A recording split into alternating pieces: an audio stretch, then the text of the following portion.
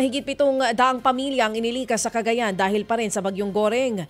Malakas na ulan at matinding ragasan ng tubig ang naranasan ng mga residente sa Alcala, Cagayan. Sa barangay Kabuluan, mahigit 50 pamilya ang inilikas na. Bukod kasi sa baha, nagkaroon ng malalaking bitak sa lupa dulot ng walang tigil na pag-ulan sa small water impounding project doon.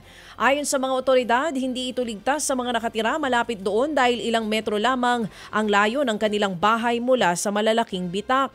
Pati ang mga palayan hindi nakaligtas sa pagbaha. Nanalasa rin ang bagyong Goreng sa ibang probinsya sa Luzon.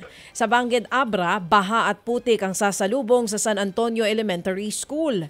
Binahari ng mga motorista sa bypass road sa Barangay Malinis, Lemery, Batangas. Dahil sa baha, lumusot sa kanal ang isang truck at tumagilid at agad naman itong naialis ng kanal.